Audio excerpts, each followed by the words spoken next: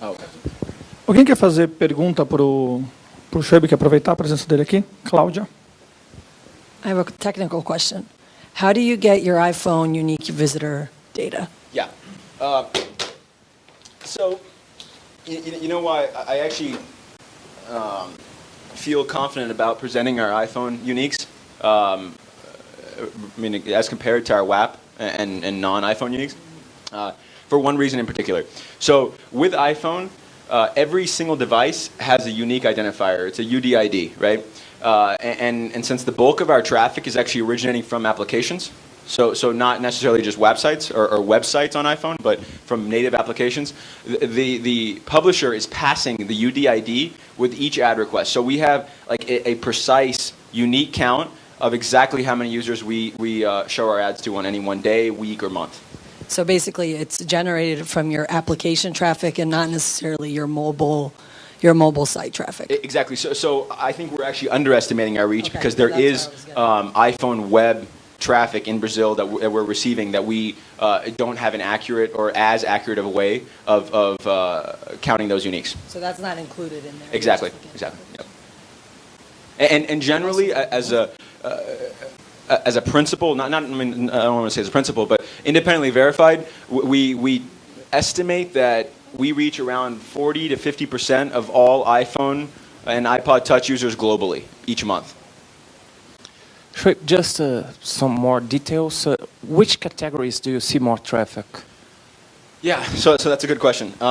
Look, iPhone is a media platform, iPhone and iPod Touch. And so the volume is absolutely coming from media applications, media and entertainment, radio, gaming, and as well as social. So when you think about the mobile web, I think it mirrors the internet or online, but is even further skewed toward entertainment media and social.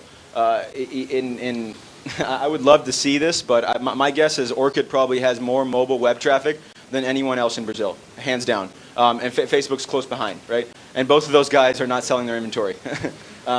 But the reality is, especially in the youth audience, people go towards social and gaming before anything else. So a lot of our inventory is skewed in that sense. We have a lot of Twitter traffic because Twitter is big in Brazil. We have a lot of gaming inventory, but that's not to say that that's all we have. We have a lot of utility applications, sports applications, news, weather, portals. So we do have a broad spectrum of inventory, but it does skew toward entertainment and media. Okay, and two related questions. What's the share of iPod Touch in your overall traffic, and is Wi-Fi trending in Brazil as in the rest of the world? Could you repeat that, actually, Terrence? Yeah, the share of iPod Touch and regarding Wi-Fi, if it's increasing. Yeah, both very good questions. So here on iPod Touch, you see it represents maybe, I would say 15 to 20% on in any given month of overall uniques on on iPhone or Apple platform. Interestingly enough, and this is Brazil data, in Mexico, there's actually more iPod traffic in iPod uniques than there is iPhone. And in Brazil, we're reaching nearly 500,000 combined per month. So you know, the reach or the proportion of traffic or unique users from each really does vary by market. Some are iPod heavy markets, some are iPhone heavy markets, and Brazil seems to be an iPhone heavy. And then on Wi-Fi, I mean, obviously, you know, with the developing markets, the 3G networks are not as well developed as the developed markets or the Western U.S. European markets. So we do see a lot of Wi-Fi traffic, even on iPhone. 70% of all iPhone traffic is coming from Wi-Fi. 30% is coming from the network operators. And then, of course, 100% of iPod traffic is coming from Wi-Fi. And then on WAP, and I think this is another reflection on the fact that data pricing needs to become needs to become more clear and be reduced.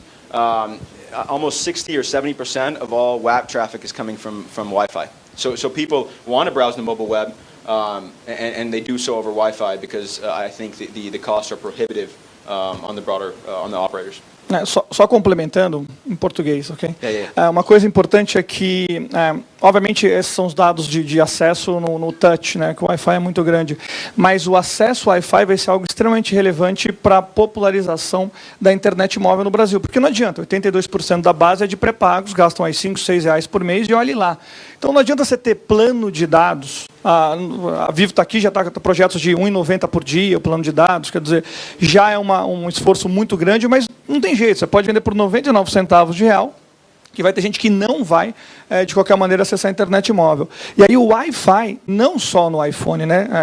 Acho que tem pessoas aqui da Samsung, da LG também, vários fabricantes têm cada vez mais lançado aparelhos que têm essa funcionalidade, Wi-Fi. E aí a pessoa que tem classe C, classe D, classe B-, que não quer pagar pelo tráfego de dados, não é porque não tem dinheiro que é imbecil, né? Muito pelo contrário. Ele pega esse telefonezinho Wi-Fi dele, que é cada vez mais barato, subsidiado ainda pelas operadoras, e acessa no trabalho, acessa no parque, acessa na orla lá do Rio de Janeiro, acessa na biblioteca. Então, a gente vai perceber também um aumento muito grande de acesso à internet, principalmente na turma do pré-pago, através de aparelhos que tenham a funcionalidade Wi-Fi também. Tá, ok? Mais alguma pergunta?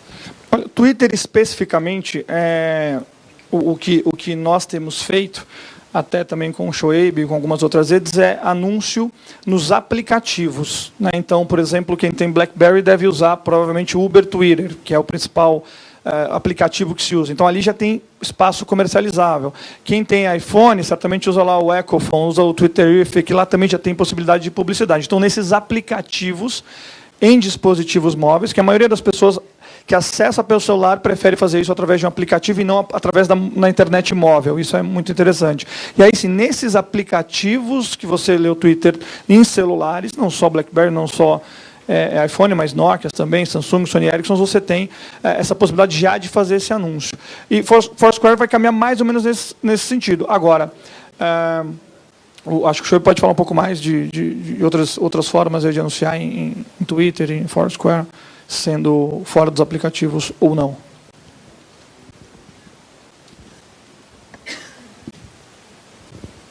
Yeah, so I can confidently say that I don't know much about Twitter's online monetization strategy, or if they're selling ads directly, but in terms of their mobile presence, there's many application developers that use the Twitter API to create applications and that have a strong audience. And these are all independents, and there's a lot of Twitter inventory in Brazil. I mean, in our network, I would say there's over 2 million ad impressions available on Twitter itself, between Twitterina, Ecophone for Twitter, and we'll be actually incorporating Twitterific, if you've heard of that.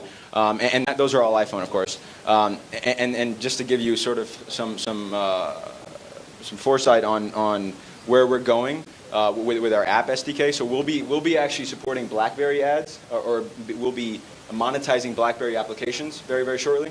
And so with that comes access to BlackBerry applications that are for Twitter, and we should have a rising volume of available Twitter inventory on BlackBerry pretty soon too.